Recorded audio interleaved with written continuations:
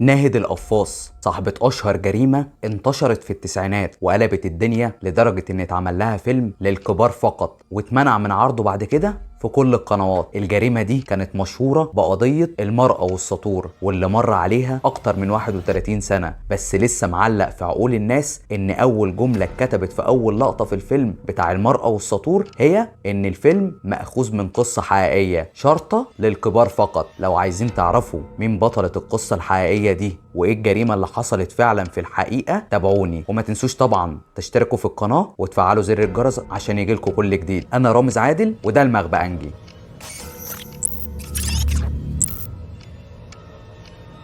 الحكاية كلها بدأت في شاطئ من شواطئ اسكندرية سنة 89 لما الناس لقوا جثة راجل متقطعة لأشلاء ومحطوطة في شنطة قديمة مرمية على الشاطئ ده. ووقتها الدنيا اتقلبت لأن الجرائم دي ما كانتش منتشرة وقتها خالص وما حصلتش إلا مرة واحدة في التاريخ قبل الجريمة دي، والموضوع كبر أكتر بكتير لما كشفت الأجهزة الأمنية عن الطريقة اللي لقوا بيها جثة الراجل ده، والموضوع عمل رعب رهيب في الشارع وخلى القضية دي بقت صفحة أولى في كل الجرايد وأثارت ضجة كانت أول مرة تحصل أو بلغة عصرنا ترند بشكل مهول. وطبعا بعد رواية تفاصيل الجريمة على صفحات الجرايد واللي كانوا بيزودوا من الحبكة شوية والأحداث عشان يشدوا انتباه القراء ويبيعوا أكتر، كان الموضوع بيزيد شوية بشوية لحد ما فعلا حصل وخلوا الموضوع مفيش حد في مصر ما يعرفوش أو مفيش حد ما بيتكلمش فيه. ولو كنت موجود في الوقت ده كنت هتعرف كويس يعني ايه قضية المرأة والسطور في مصر، وده خلى الشرطة تكثف جهودها أكتر وأكتر عشان تخلص القضية دي وعشان يقدروا يمسكوا القاتل وينهوا حالة الجدل والبلبلة اللي حصلت في الشارع المصري. بس في الأول الموضوع كان غامض جدا ومش مفهوم لحد ما الشرطة قدرت تتعرف على صاحب الجثة دي وعرفت شخصيته وطلع اسمه إلهامي فراج، وبدأوا يبحثوا وراه كتير قوي لحد ما عرفوا ماضيه بالكامل لحد يوم الجريمة، وعرفوا ان اتجوز ستات كتيرة قوي وكان بيبتزهم وبياخد فلوسهم وبعد كده بيرميهم في الشارع، واللي كانت بتكتر معاه كان بيهددها ويبتزها ويعمل معاها حاجات اكتر من كده لحد ما تخاف وتبعد. وهنا بدأت الشرطة تشك في الزوجة ناهد القفاص لحد ما قدروا يحاصروها بالأسئلة وانهارت فعلا واعترفت انها هي اللي عملت الجريمة، وقالت كمان انها مش ندمانة، ده بالعكس لو جات لها الفرصة دي 100 مرة تانية برضه هتعمل كده. وبدأت تحكي للنيابة كل حاجة، وكشفت التحقيقات وقتها ان الضحية إلهامي فراج شاف ناهد القفاص في لحظة احتياج لراجل عشان تحبه، ورغم ان ملامحه ما كانتش عاطفية ابدا او ما كانش هو الجان اللي بتتمناه اي ست، بس قدر انه يخش لها من منطقة الوجع اللي كانت محتاجاها بالظبط، ونجح في فترة قصيرة انه يلعب بدماغها ويخش جوه قلبها من غير استئذان. وخلينا نقول ان ناهد القفاص ما كانتش من اسرة غنية ولا حاجة، دي كانت من اسرة متوسطة الحال تقريبا، وباباها كان على المعاش وقت الحادثة ومامتها ربة منزل، وكان ليها 3 اخوات وما كانش معاها الا الشهادة الاعدادية، يعني تقريبا تعليمها كان على قده جدا، بس قدرت انها تجمع ثروة مش بطالة بسبب جمالها بعد ما اتعرفت على ساري عربي واتجوزها لما شافها وحبها، وبعد كده ساب لها حبة فلوس وطلقها، وبعدها اتعرفت على تاجر اسكندراني كان تقيل جدا وبرضه ساب لها حبة فلوس وبعد كده اتطلقوا، وبقى معاها حبة فلوس حلوة قادرة تعيش بيهم في مستوى كويس جدا.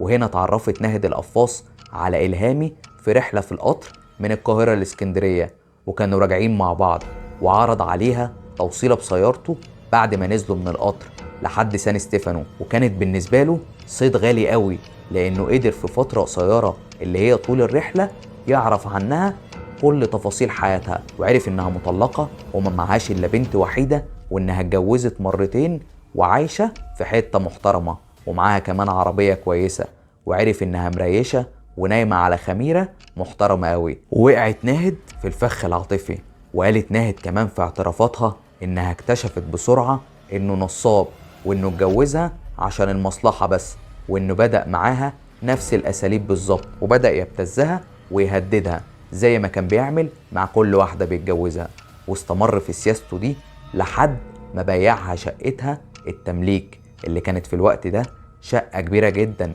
فيها 6 غرف، واشترى مكانها فيلا في كينج ماريوت بس كتبها باسمه. وقالت ان بعد كده استولى على عربية الفيات 132. وعايز اقول لكم ان اللي كان في وقتها معاه عربية زي دي كان بيعتبر من علية القوم. المهم ان العربية دي اداها هدية لحد من اخواته. ده ما اكتفاش بكده، ده كمان قالت انه وصل بيه الحال والجشع للاستيلاء على مجوهراتي وصيغتي اللي كانت بتقدر قيمتها في وقتها ب100,000 جنيه. عارفين يعني ايه 100,000 جنيه سنة 89؟ دي تقريبا بما يعادل ملايين دلوقتي ما تتعدش. وسرقهم منها كلها. وكملت في اعترافاتها، قالت كمان ان هي طلبت الطلاق اكتر من مرة وهو كان رافض، وكان كل مرة بتطلب منه الطلب ده كان بيضربها ويعذبها، وكان بيغتصبها كمان، وكان بيعمل معاها حاجات أبشع من كده بكتير. وكشفت ناهد في إحدى اللقاءات الصحفية عن الأسباب اللي خلتها تنفذ جريمتها، وقالت إن كل اللي حصل من سرقة الفلوس وضربي وتعذيبي حتى اغتصابي ده كان كوم، بس اللي حصل بعد كده ده كوم تاني خالص. وقالت بس اللي نهى الحوار جوايا إنه في يوم الحادثة كنت بشتري سمك من سوق العمرية القريب من كينج ماريوت، وقبل ما أوصل للبيت واخش الجنينه بتاعه الفيلا سمعت بنتي بتصرخ بصوت هستيري جدا. جريت بسرعه ودخلت وفتحت الباب، لقيت جوزي مقطع هدومها وبيحاول يغتصبها في الصاله. وقالت اني ما قدرتش اعمل اي حاجه في وقتها غير ان ازعق فيها واغلطها واضربها بالقلم كمان قدامه. وهي قعدت تستنجد بيا وتقول لي يا ماما ده حاول يغتصبني، انجديني. وقالت كلام كتير كان من جوايا قلبي بيتقطع، بس في وقتها ما عملتش اي حاجة. ده بالعكس، ده انا قلت لها كمان ان الهامي مستحيل يعمل كده، انت بنت قليلة الادب. وقلت لها يلا لم هدومك، انا هوديكي تقعدي لوحدك عند ستك عشان تتربي.